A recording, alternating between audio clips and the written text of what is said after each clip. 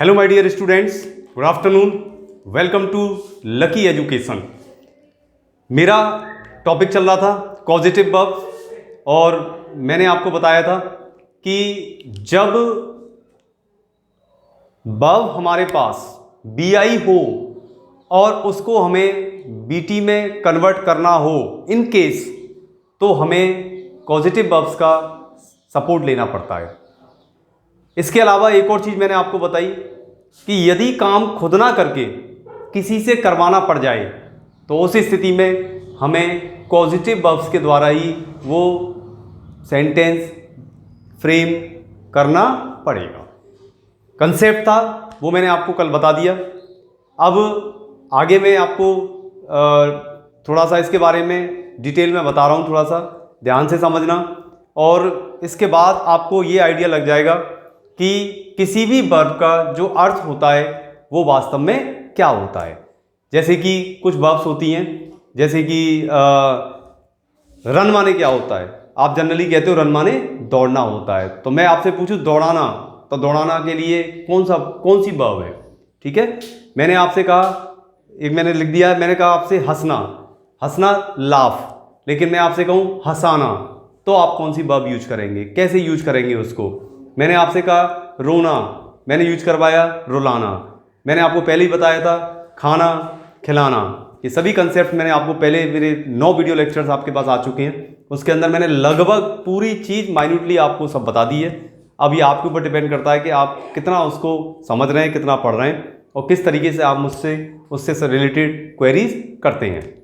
जो भी आप करेंगे मेरे कमेंट बॉक्स में जाएं और वहाँ पर आप पूछें, आपको तुरंत रिप्लाई मिल जाएगा। मैं थोड़ा सा आगे लेके चल रहा हूँ टॉपिक को। एक इम्पॉर्टेंट फैक्ट है जो आपको नोट कर लेना है, बहुत काम आएगा आपके, उसको ज़रा ध्यान से समझना आप। कम, गो, फॉल, डाई, स्लीप और लाई, कुछ ऐसी वर्ब्स हैं ये ऐसे एक्शंस को डिनोट करती हैं। स्लीप का तो ऑप्शन दे दिया मैंने, लेकिन कुछ तो बिल्कुल प्योरली ही इंट्रांजिटिव होती हैं जिनका अपने पास कोई ऑप्शन नहीं होता है। यहां पर मैं बता रहा हूं कम, गो, फॉल, डाई, स्लीप और लाई डिनोट, ये व्यक्त करती हैं एक्शंस का मतलब कार्यों को, ऐसे कार्यों को व्यक्त करती हैं which can not be done, जिन कार्यों को नहीं किया जा सकता है। किसके द्वारा? टू एनीथिंग, तो which denote actions which can not be done to anything, ऐसे कार्यों को बताती हैं जिन कार्यों को किसी और चीज के लिए काम में नहीं लिया जा सकता है। Therefore never be used transitively, इस वजह से ये कभी भी ट्रांजिटिवली यूज नहीं की जा सकती हैं। लेकिन मैं आपको बता दूं कि मैंने कल आपको बताया था कि कुछ वर्ब्स ऐसी भी होती हैं, इन केस यदि हमें जरूरत पड़े तो हम कॉजेटिव वर्ब्स के द्वारा उनको ट्रांजिटिव मोड में ला सकते हैं, लेकिन वो प्योरली कैसी होती हैं? वो प्योरली इंट्रांजिटिव ही होती हैं।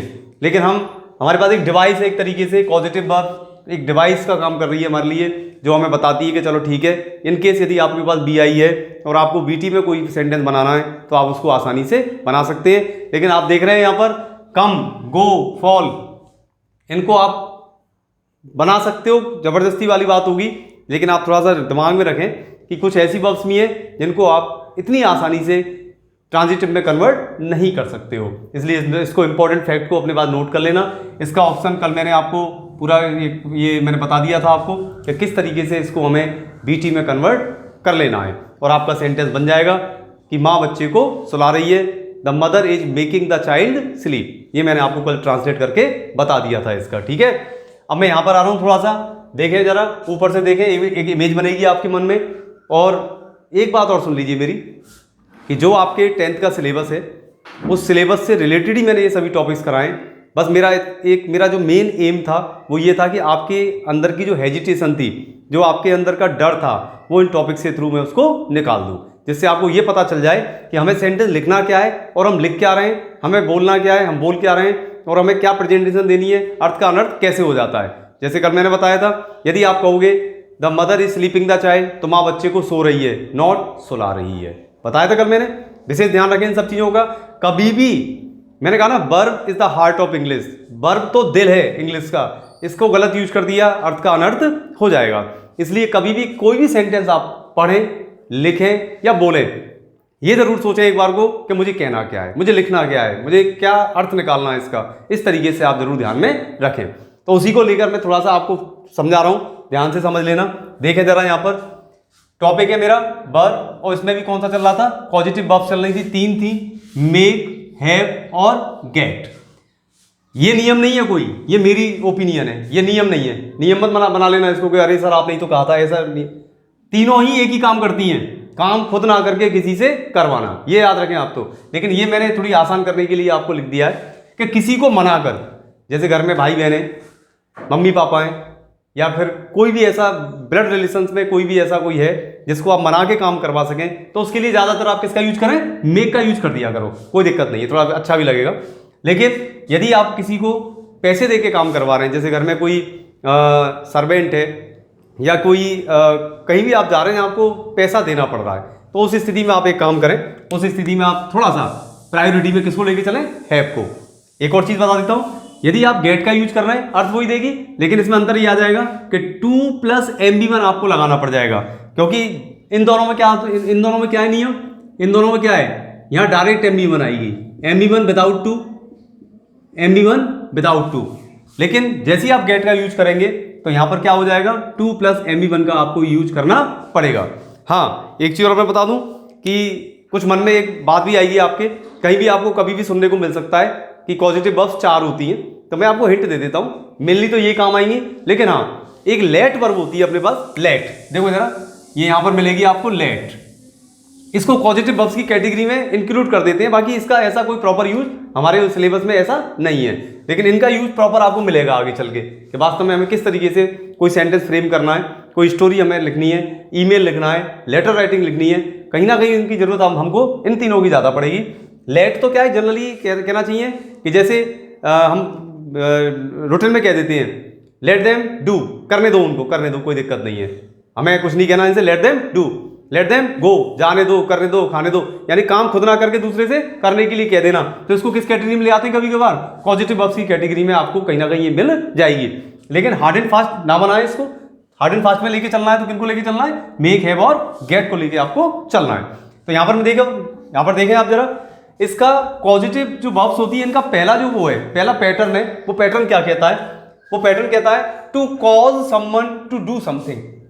कहने का मतलब है किसी व्यक्ति विशेष से काम को करवाना, यानी कि ऐसे सेंटेंस, ऐसे वाक्य जिनमें कोई पर्सन आपको नजर आ जाए जो काम को, जिससे कोई सब्जेक्ट काम करवा रहा हो, तो किसमें चला जाएगा वो जाएगा pattern 1, to cause someone to do something, किसी व्यक्ति से कोई काम करवाना, क्योंकि समवन आता है पर्सन के लिए और समथिंग आता है किसके लिए, थिंग के लिए आता है। अब इसकी हम बात करें तो इसकी आप इसकी जो इसका पैटर्न है, इसका एक कह सकते हैं एक फार्मूला है, उसको मैंने नीचे लिख दिया है, इसको आप यहां से देखें और यहां से लेके इसको यहां ले आए नीचे, इसको आप नोट कर लेना। ये इसका पैटर्न है कि सबसे पहले क्या आएगा इसमें, सब्जेक्ट, पॉजिटिव वर्ब, ये सब आएंगे इसके अंदर, या नोट कर लेना, ये सब इसके अंदर आते चले जाएंगे। हाँ, ये हो सकता है कि डीओ कभी कभार आ भी सकता है, होगा तो आ जाएगा, नहीं होगा तो नहीं आएगा, कोई दिक्कत नहीं है। तो ऐसा कोई हार्ड एंड फास्ट नहीं है कि हर समय आपको डीओ लगाना ही पड़े, अकॉर्डिंग टू सिचुएशन आपको काम करना है, दे रखा हो तो ठीक है, नहीं दे रखा हो तो ठीक है, कोई दिक्कत नहीं है। सेंटेंस तो मेरा अर्थ देगा ही देगा, सेंटेंस का अर्थ तो निकलेगा, तो उसमें कोई दिक्कत बिल्कुल आपको होगी ही नहीं। आगे देखें जरा, ये कुछ सेंटेंसेस है आपके सामने और क्या अर्थ होता है, पॉजिटिव वर्ब्स कैसे इसको कन्वर्ट कर देती हैं, इनको आप देखें जरा ध्यान से, और इसके बाद आज आपके मन में जो भी आपके डाउट्स वगैरह हैं सब निकल जाएंगे। और कल का वीडियो लेक्चर था, यदि आपने पूरा देखा होगा, 40 मिनट का था, यदि मैं पूरा देख लिया होगा तो आप कंफर्टेबल हुए होंगे कि वास्तव में हम कहाँ गलतियां कर रहे थे और हमें कहाँ संभल कर आगे काम करना है, जिससे कि एकेडमिक लेवल पर भी हमारे मार्क्स अच्छे आ सकें, किसी को हम मौका ना दें गोला खींचने का, जितने गोले खींचेंगे उतने ही मार्क्स डिडक्ट हो जाते हैं, तो वो मौका हम ना दें। और देखिए, रटने की तो कोई इशू है नहीं, रटने को तो रटो आप, लेकिन एक कॉन्फिडेंस कब आता है, जब हमारे कंसेप्ट क्लियर हो जाएं और हम उनको लेकर कुछ फ्रेमिंग करने लग जाएं, बोलने लग जाएं और अच्छी तरीके से बुक्स वगैरह को पढ़ने लग जाएं। ये मेरा मेन एम है। तो आप देख लें जरा, इससे आपको आइडिया लग जाएगा।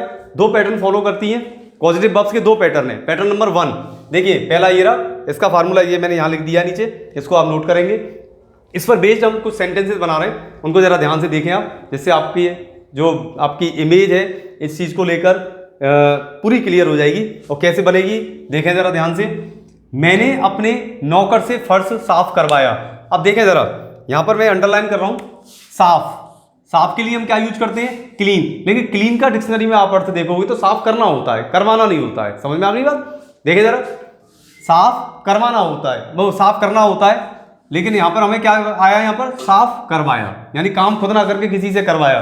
करने वाला कौन है? नौकर। सब्जेक्ट कौन है? मैंने। तो ये देखिए एस, ये कौन हो गया? ये हो गया ऑब्जेक्ट आपका। अब ऑब्जेक्ट में भी कौन सा है? आईओ हो गया। तो कहने का मतलब ये होता है, अब कोई थिंग आ रही है, फर्श आ रहा है, तो ये किस में चला जाएगा? ये डीओ में चला जाएगा। बनाते चले जाओ। पैटर्न ये रहा आपके सामने, बस आपको लिखना है इसके अंदर। तो कैसे बनेगा देखें जरा ध्यान से। आई, अब देखिए यदि उसको लेके चलूं ऊपर में, ऊपर लेके चलूं उसको, तो देखें जरा ध्यान से। मैंने कहा है किसी को मनाकर, लेकिन भाई देखो जरा, नौकर है, पैसे लेगा? लेगा नहीं लेगा? तो क्या करें? लगा सकते हो आप, देखो आपकी इच्छा है। मैंने ये नहीं कहा, मैंने कहा वो नियम नहीं है कोई, वो मैंने सुविधा के लिए मैं लिख देता हूं और बच्चे को बता देता हूं, बेटा ऐसे थोड़ा सोच लेना आप, ठीक है। तो यहां पर देखें आप, आई, यदि मैं मेक लगाऊंगा तो करवाया पास्ट, किसमें चला गया? पास्ट में। तो पास्ट, अब पॉजिटिव वर्ब्स चल रही हैं। वर्ब का मतलब है according to tense. Tense present है, एस लगाएं। पास्ट है तो सेकंड फॉर्म लगाएं। फ्यूचर है तो विल से लगाएं, कहीं दिक्कत नहीं है। वर्ब्स इज क्या है? वर्ब्स का मतलब क्या हुआ? अकॉर्डिंग टू टेंस कन्वर्ट होती चली जाएंगी। यहां पर आप देख रहे हैं करवाया, पास्ट में चले गए हम। करवाया यानी पास्ट में, पास्ट में क्या हो जाती है? MB2 में यदि आप मेक लगाओगे तो मेड हो जाएगा, हैव लगाओगे तो हैड हो जाएगा। चलो हैड लगा देते हैं, आई हैड। आगे देखें जरा, पॉजिटिव वर्ब हो गई, क्या हो गई? हैड। आगे देखें आईओ, माई सर्वेंट, ठीक है। आई हैड माई सर्वेंट। अब देखें जरा, क्या लगा दूं? क्लीन। आगे क्या लगा दूं? I had my servant clean the floor. मैंने अपने नौकर से फर्श साफ करवाया। यहां पर देखें आप ध्यान से, देखो ये रहा पैटर्न। पॉजिटिव ये आ गई, माई सर्वेंट ये आ गया, MB1 ये आ गई, डीओ ये आ गया। अब इसमें अंतर समझ लेना जरा। फ्लोर फर्श होता है, फ्लोर माने आटा भी होता है, उसकी स्पेलिंग FLOUR होती है, ठीक है। जो आटा होता है ना, तो आटा चक्की वो होती है, फ्लोर मिल बोलते हैं, तो उस फ्लोर की स्पेलिंग थोड़ी चेंज हो जाती है। ये FLOUR है, वो FLOUR हो जाती है, ठीक है। ऐसे कुछ वर्ड मीनिंग में स्टार्ट करूंगा आज ही, थोड़ा सा एक आध दो लिख देते हैं आपके लिए, जिससे आपकी वॉकिब सेक्शन भी आपका इंप्रूव होता रहे। और स्पोकन का कोई वीडियो में डालूंगा तो जिससे आपको आसानी रहे कि हमें किस तरीके से वर्ड्स को यूज करना है। तो देखें जरा, पहले इनको देख लें एक बार, इस पैटर्न को हम पूरा फाइनल करें। तो देखो जरा, अध्यापक ने बच्चों से एक पाठ याद करवाया। देखो लर्न माने याद करना होता है, लर्न माने केवल याद करना होता है, लेकिन यहां पर क्या हो रहा है? याद करवाया, यानी टीचर ने काम करवाया। किसका काम करवाया? याद करवाने का। किसने किया? बच्चों ने। तो क्या हुआ? The teacher.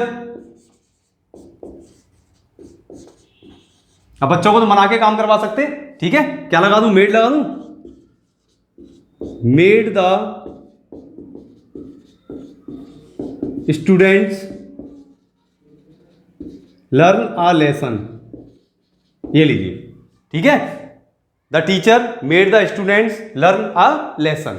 अब आपने यदि यहां पर द टीचर डायरेक्ट आपने लर्न कर दिया तो टीचर क्या हो जाएगा? टीचर ने पाठ याद किया, क्योंकि लर्न का मतलब क्या होता है? याद करना, याद करवाना नहीं होता। पॉजिटिव का मुझे सपोर्ट लेनी पड़ेगी, और पॉजिटिव की सपोर्ट किस तरीके से मिली वो आपने देख लिया। यहां पर आगे देखें, मैंने अपने माली से पौधों में पानी दिलवाया।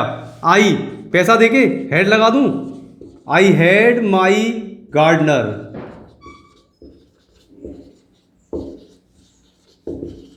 Water the plants. क्योंकि वाटर माने क्या होता है? देखें जरा, यहां पर पानी देना होता है।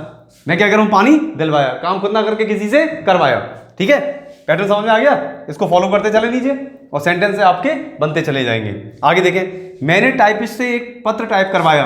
आपके मन में चल रहा हो सर गेट तो लगा दो, चलो गेट लगा देते हैं आपके लिए। देखें जरा, आई करवाया, पास्ट में पहुंच गए। गेट की सेकंड फॉर्म क्या होती है? Got. I got a typist to type. अंतर समझ में आ जाएगा? ये लीजिए, ठीक है। अब क्या अंतर आ गया, जैसे ही मैंने यहाँ पर क्या लगाया, गेट लगाया, तो 2 + MB1 हो गया change.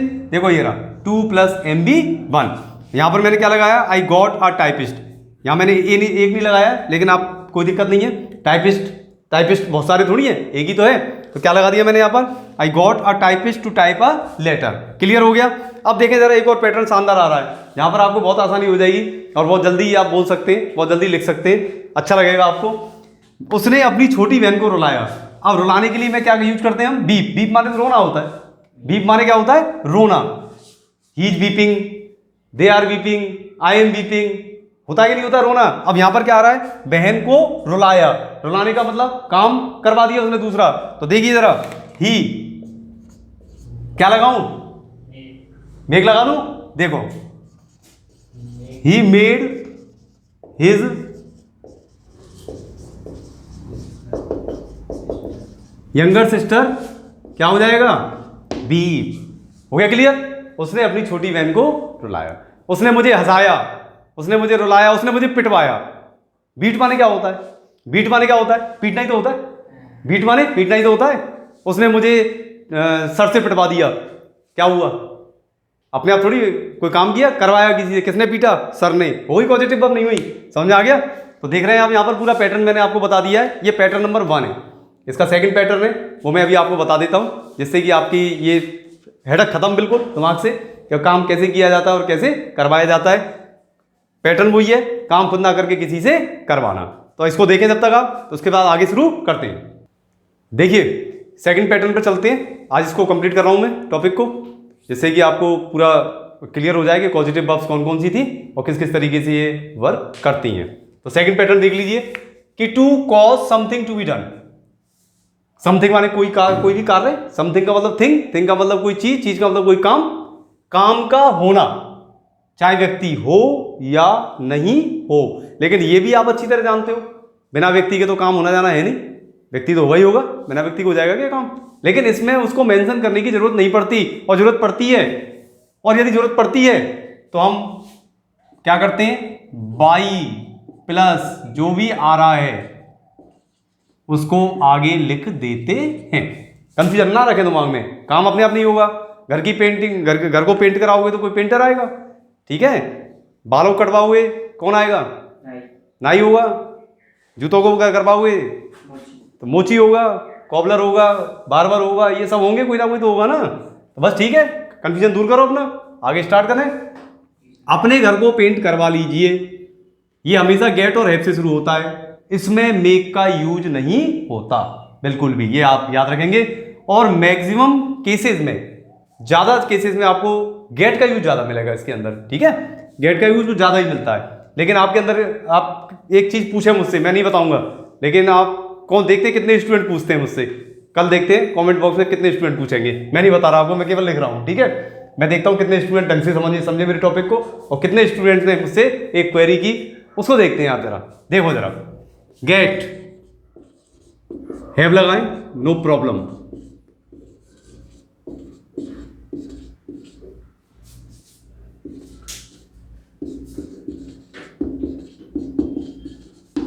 Gate your home painted. Home क्यों लिखा है, हाउस क्यों नहीं लिखा, बताया था उस दिन, अंतर बता दिया था, अब नहीं बताऊंगा दोबारा। देखते हैं आप कितना पढ़ रहे हैं संभल के, कितना आप नोटबुक मेंटेन कर रहे हैं, देखना अंतर क्या होता है। होम क्यों लिखा मैंने, हाउस क्यों नहीं लिखा, ठीक है। अपने जूतों पर पॉलिश करा लीजिए, गेट लगाएं, हैव लगाएं।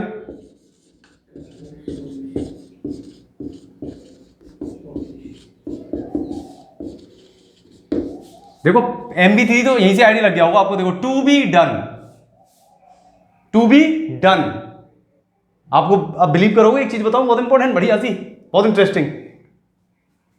डू यानी कि टू डू, टू डू का मतलब क्या हो गया, 2 + MB1 इंफिनिटिव हो गया। आप बिलीव करोगे इसका पैसिव क्या होता है, इंफिनिटिव का पैसिव बनता है क्या हो गया, देखो टू डू, देखो ये रहा टू बी डन। यहां तो है टू डू करो, यहां क्या हो गया, किसी के द्वारा काम करवाना। आगे समझ में, टू बी डन हो गया, समझ में आ गई। डिटेल में सिलेबस आ रहा है आपका 10th का, उसमें देखेंगे, आप देखना क्या क्या चीज़ आ रही है आपके सामने, सब क्लियर होगा एक एक चीज़। देखें आप, इसको शॉर्ट में समझा दिया है कि टू डू को पैसे बनाएंगे तो टू बी डन हो जाता है, बस इतना से याद रखें आप, ठीक है। यहां पर आ जाएं, गेट लगा दें, हैव लगा दें, हियर लगा दें, आगे क्या लगाऊं, कट। अच्छा हियर में हियर्स नहीं लगाया मैंने, बाल तो बहुत सारे होते हैं, हेयर क्यों लगाया, पता है? नहीं पता, नहीं पता, पता पड़ जाएगी, धीरे धीरे पता पड़ेगी, पेशेंस रखो। Slow and study wins the race, ठीक है। योर हेयर कट, मैंने बताया था कल, कट की तीनों फॉर्म्स एक सी होती हैं, 11-12 वर्ब्स ऐसी होती हैं जिनकी तीनों फॉर्म एक सी होती हैं। अब कैसे पता पड़ेगा, MB3 है, कैसे पता पड़ेगा, MB3 है तो है, ये लिख रहा ना फार्मूला है, इसलिए पता पड़ जाएगा। लेकिन कल मैंने आपको एक सेंटेंस दिया था, उसमें कंफ्यूजन बहुत जबरदस्त था, कैसे पता करें कि MB2 है MB1 है, ठीक है।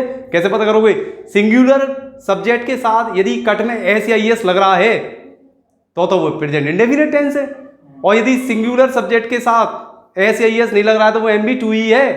अच्छे अच्छे बच्चे गलत करे आते हैं उसको, तो फिर दोबारा रिपीट कर देता हूं, किसी भी जिन वर्ब्स की तीनों फॉर्म्स एक सी होती है उनको ऐसे ही पहचाना जाता है। आप तो सब्जेक्ट को देखो, सब्जेक्ट के अकॉर्डिंग डिसीजन होता है, वर्ब्स खुद डिसीजन नहीं कर पाती, वो नहीं बताएंगी तुम्हें देखना पड़ेगा वो क्या है। गेट लगा दें, हैव लगा दें,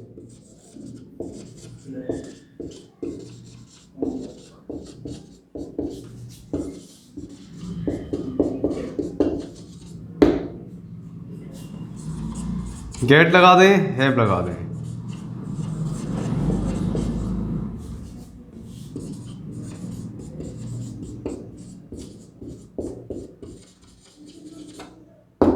ये लीजिए, ठीक है। गेट योर बाइसिकल प्रिपेयर्ड, यहां पर आप देख रहे हैं ये तो फाइनल हो गया पूरा, ये देखिए ये तो फाइनल है, ये तो MB3 आएगा, सीधी सी बात। अब बात आती है कि यदि कोई सब्जेक्ट जुड़ जाए तो आपको क्या करना है, कुछ नहीं करना, मैंने अभी लिख दिया इस जगह, टेंशन लेने की कोई जरूरत नहीं है, बिल्कुल रिलैक्स होकर समझें आप, आगे आ जाने दो, कोई दिक्कत नहीं है। अपने घर को पेंट करवा लीजिए, यदि आता है कि अपने घर को किसी पेंटर से पेंट करवा लीजिए, आगे जोड़ दो, इसके आगे जोड़ दो, painted by the painter, by the cobbler, by the barber, by the जो भी जोड़ते चले जाओ लाइन लगा के, ठीक है। ऑप्शन मिल गया आपको, इसलिए ज्यादा सोचने की जरूरत नहीं है। अब कुछ ऐसी वर्ब्स होती हैं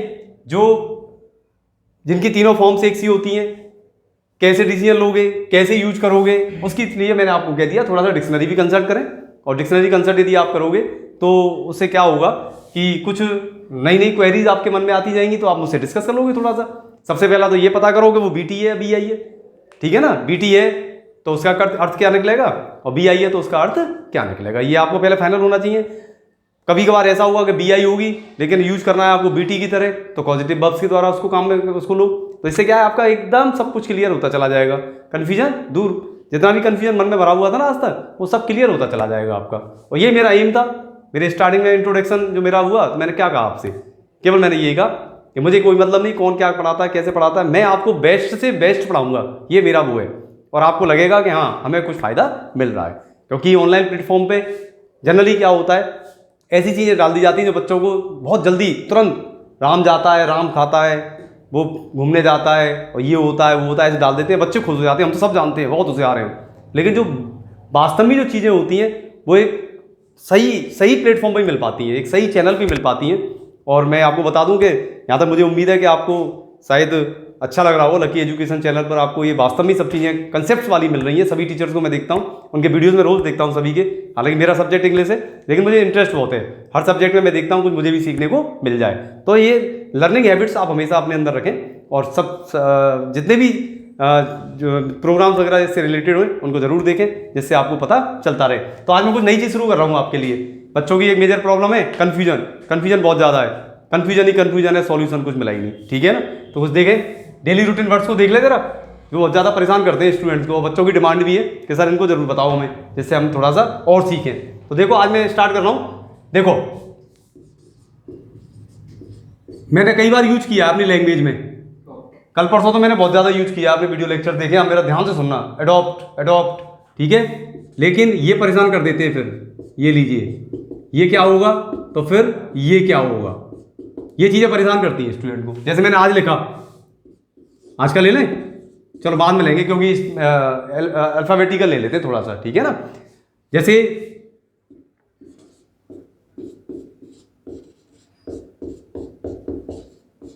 एक्म्प्लिस,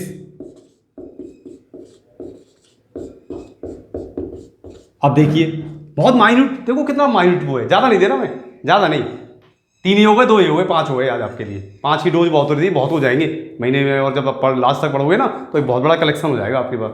मैं रोज़ दे दिया करूँगा आपको, आपका काम है याद करना। याद करने के बाद आपका काम शुरू होता है, क्या करना है कि ये सर ने जो दिए हैं, ये बीटी है या बीआई है, और इनका अर्थ क्या निकल रहा है, कैसे यूज करना है, ये आपको ध्यान रखना है, ये आपकी मेहनत है, ठीक है। और इसका आप समझते हैं, कैसे बोलोगे, अडॉप्ट, ADOPT, अडॉप्ट। बहुत से कहते हैं ना मैंने ये बच्चा अडॉप्ट कर लिया है। अडॉप्ट का मतलब होता है ग्रहण कर लेना, किसी से गोद ले लेना, कई अर्थ होते हैं, लेकिन अडॉप्ट का मतलब रूटीन में बहुत आजकल यूज हो रहा है, किसी चीज को एसिमिलेट कर लेना, समाहित कर लेना अपने अंदर, स्वीकार कर लेना, बिल्कुल ग्रास्प कर लेना, बहुत वो होते हैं इसके। तो कहने का मतलब क्या हुआ, मैंने भी कब बोला था इसको कि यदि आप चाहें तो इन चीजों को आप अडॉप्ट अपनी लैंग्वेज में कर सकते हैं। तो अडॉप्ट का मतलब क्या है, अपनी लैंग्वेज में उनको शामिल कर लेना। जब बच्चा घर में आ जाता तो शामिल ही तो होता है वो, उसका मतलब क्या हुआ, इनडायरेक्टली शामिल होना ही तो हो गया, यानी स्वीकार कर लिया, शामिल कर लिया। इसको हम ग्रास्प भी बोलते हैं, पूरी तरीके से वो कर लेना। एसिमिलेट भी बोलते हैं, बहुत अच्छा वर्ड है एसिमिलेट, जो मॉडर्न वर्ड है, बहुत ज्यादा यूज होता है आजकल। एसिमिलेट यानी कि समाहित कर लेना अपने अंदर, ठीक है। लेकिन आप जनरल वे में चलें, इनको ही देखें सबसे पहले। तो एडॉप्ट का मतलब क्या हो गया यहां पर, स्वीकार करना।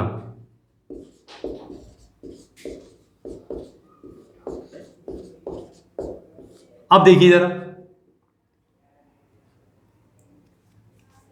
ADAPT आ गया, ADAPT, अडेप्ट, अडेप्ट अर्थ लिख रहा हूं, फिर इसका देखो यूज बताऊंगा, कभी नहीं भूलोगे आप। अनुकूल बनाना, वर्ब में सब वर्ब्स हैं, लाइन लगा के, इसका मतलब एडेप्ट। देखिए जरा, दक्ष, निपुण, यानी कि एक्सपर्ट, ठीक है। ये तो क्लियर हो गया, एडॉप्ट, अडेप्ट और एडेप्ट। बोलने का थोड़ा सा अंतर देख लें आप जरा, मैं बोल रहा हूं उसको ध्यान से देखें। अडॉप्ट, अडेप्ट, एडेप्ट, यानी कि यहां साउंड आई किस पर, O, A और E। साउंड किस पे जाती है, वॉवल पर चलती है साउंड, ठीक है। कभी इसमें आ जाए और एक सिमिलर हो तो आप उसको देख लो स्वर कौन सा है इसके अंदर, उसके अकॉर्डिंग उसकी साउंड चेंज हो जाएगी। इसका मतलब क्या हुआ, अब देखिए अनुकूल बनाना। अब मान लो इंडिया की टीम इंग्लैंड गई, इंग्लैंड के दौरे पे गई, तो इंग्लैंड में तो ठंड बहुत रहती है, इंडिया में गर्मी बहुत है।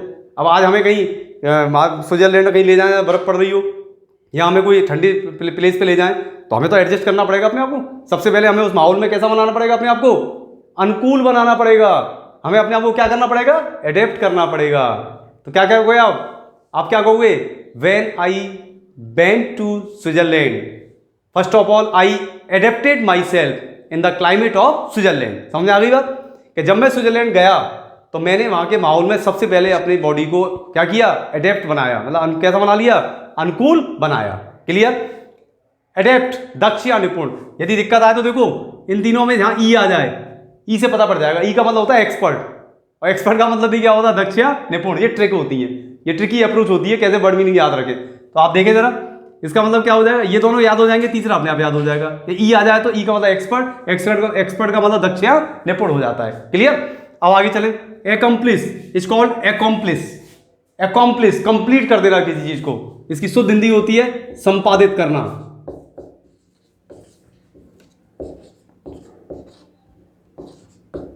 और ठीक है, एकम्प्लिस, अब यहां पर सी लग गया, यहां एस आ गया, ये तो अंतर है दोनों में।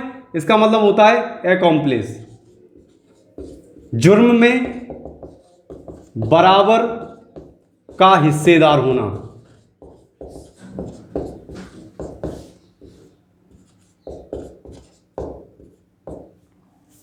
जुर्म में बराबर का हिस्सेदार होना, इसका क्या कहलाता है, एकम्प्लिस। मान लो आप किसी मित्र के साथ गए और मान लो उसने कोई जेब काट ली, या उसने कोई टक्कर मार दी, या बैठे उसके साथ, या उसने कोई मर्डर कर दिया, कुछ भी कर दिया, और आप यदि उसके साथ हैं, चोरी की, तो यदि आप जो उसके साथ हैं तो आप उसके जुर्म में बराबर के क्या कहलाओगे, भागीदार। तो क्या कहलाओगे आप, एकम्प्लिस।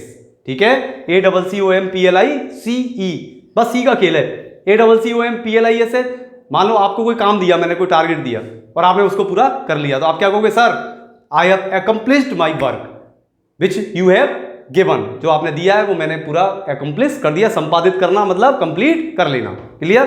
तो आज ये मैंने आपको आज का डेली रूटीन वर्ड्स में आज का काम दे दिया है आपको। आप नोटबुक में लिखें इसको, और लिखने के साथ साथ इसको याद करते चलें, बोलते चलें, जो आप चाहें वो करें। ठीक है? बस आपका काम है कि अपने डाउट्स को क्लियर करते चलें। ठीक है? मेरा अगला जो वो होगा, इसमें बस मुझे इतना सा बताना है, एक चार्ट बनाऊंगा मैं जिसमें केवल आपको एक चार्ट मिलेगा, उसमें वर्ब्स और काइंड्स मिलेंगी केवल, कि इस दुनिया में कितनी वर्ब्स होती हैं, जिससे आप कभी अटको नहीं, आपको दिक्कत आए नहीं। ठीक है? तो आप उसके लिए आप पहले इसको समझें, पढ़ें और घर पर रहें, सुरक्षित रहें। धन्यवाद। Thank you.